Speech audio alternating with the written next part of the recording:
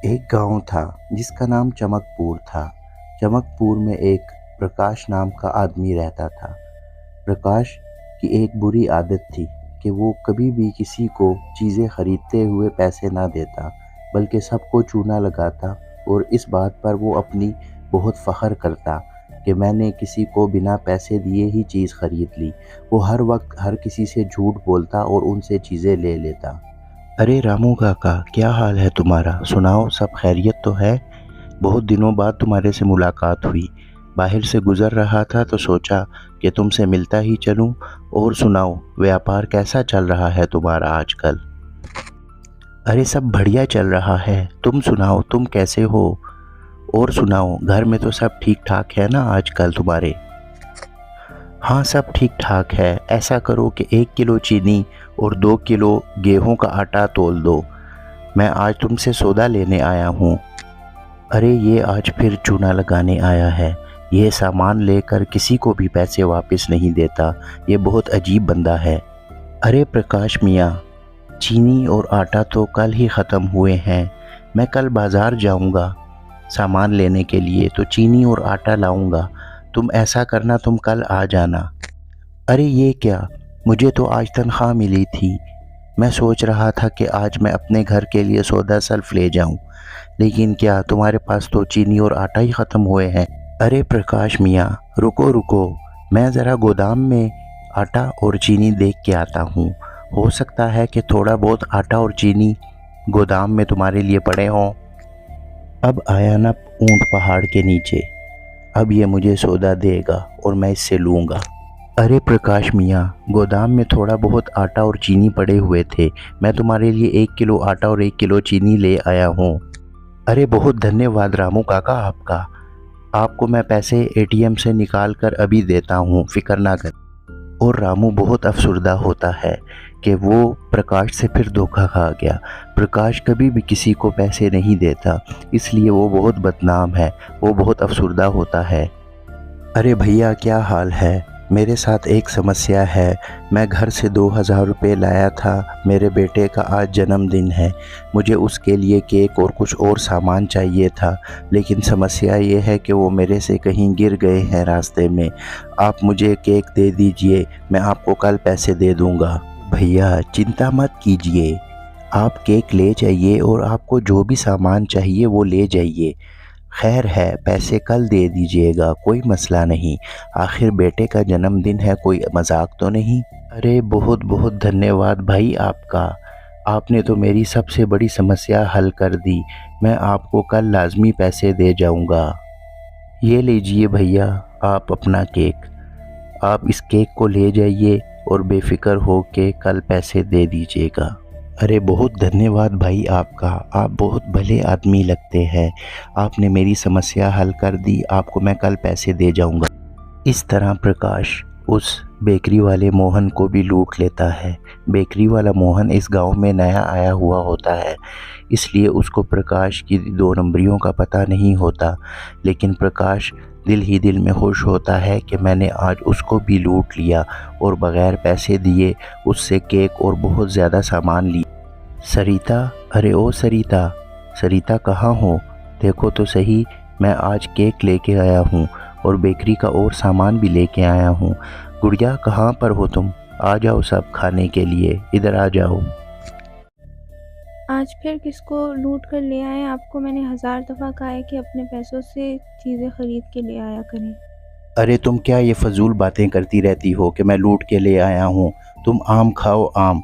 पेड़ों से तुम्हें क्या गर्ज है? मैं लूट के लाऊं या ख़रीद के लाऊं? तुम लोगों को चीज़ें चाहिए तो ला देता हूँ। ये लो, और छुटकी को भी दो ये केक। ये लो गुड़िया, ये केक खाओ और मज़े उड़ाओ।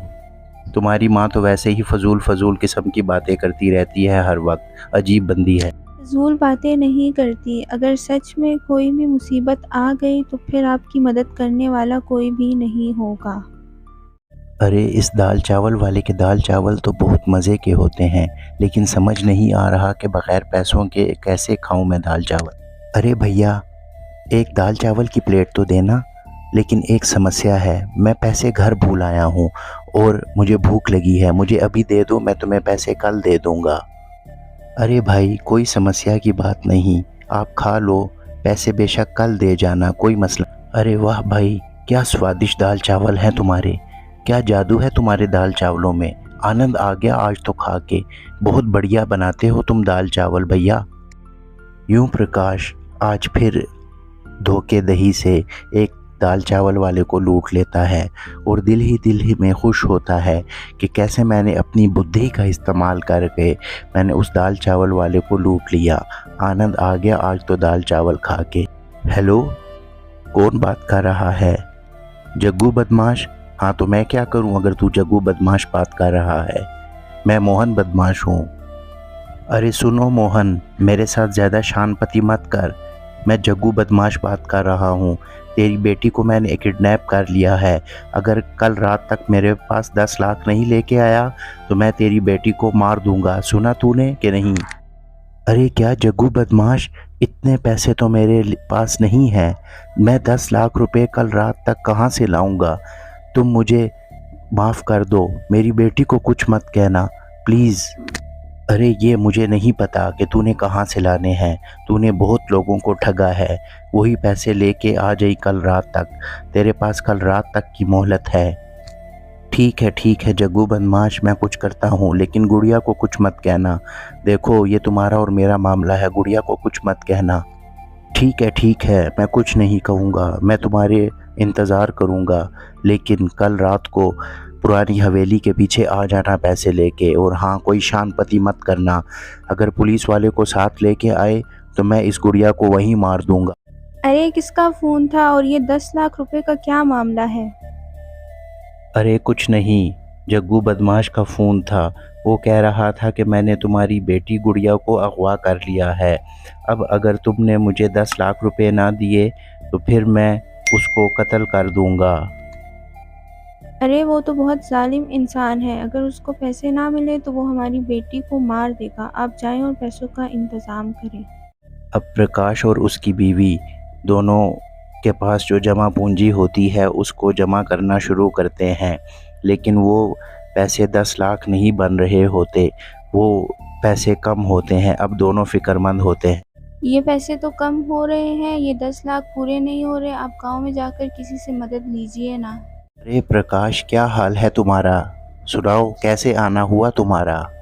अरे सेठ जी, हाल बहुत बुरे हैं, जग्गू बदमाश ने मेरी बेटी को अगवा कर लिया है, अब वो मेरे से 10 लाख रुपए का मुतालबा कर रहा है, मुझे कुछ रकम चाहिए आपसे उधार। अरे वाह, क्या बहाना तलाश किया है तुमने, अब तुम्हारे पास सारे लूटने के बहाने ख़त्म हो चुके तो अब अपनी बेटी गुड़िया को बीच में ले आए हो। अजीब आदमी हो तुम, तुम्हारी बात पे कौन यकीन करेगा, एक नंबर के झूठे हो तुम, निकल जाओ यहाँ से। क्या हुआ, गांव में किसी ने मदद की या नहीं? टाइम बहुत कम रह गया है, वो कहीं हमारी बेटी को मार न दे। अरे किसी ने कोई मदद नहीं की, सब कहते हैं कि ये तुम्हारा लूटने का कोई नया बहाना है, अब मुझे समझ नहीं आ रही कि मैं क्या करूं। मैं नहीं कहती थी आपको कि लोगों के साथ फ्रॉड ना करें, अगर सच में कोई मुसीबत आ गई तो क्या होगा? ये मेरे गहने ले लीजिए और बाज़ार में जाके बेच दें ताकि रकम पूरी हो जाए। अरे जज्जी ने तो यही जगह बताई थी, पुरानी हवेली, पता नहीं कहाँ रह गया जज्जी, मेरी बेटी जाने किस हाल में होगी। अरे ओ प्रकाश, पैसे ले आया है, पैसे पूरे तो हैं ना, और साथ में पुलिस को तो नहीं लाया, अगर शानपति की तो तेरी बेटी फारिग। अरे हाँ, पूरे 10 लाख रुपए हैं इस बैग में, अब मेरी बेटी मुझे वापस कर दो और ये पैसे ले लो, मेरी बेटी मुझे वापस कर दो तुम। अरे हाँ ठीक है, 10 लाख रुपए पूरे हैं, बेटी को ले जा और पीछे मत देखी वरना तो तेरी खैर नहीं फिर। मोहन बहुत ही अफसुर्दा होता है, जो पैसे उसने लोगों को लूट के जमा किए थे वो जग्गू बदमाश उससे ले गया। दोस्तों, इस कहानी से हमें एक ही सबक मिलता है कि कभी किसी को धोखा मत दीजिए, नहीं तो आप फिर बहुत बड़ा धोखा किसी और से खाएंगे, क्योंकि धोखा देने वाला हमेशा ही घाटे में होता है। तो चलिए मिलते हैं नेक्स्ट स्टोरी में फिर।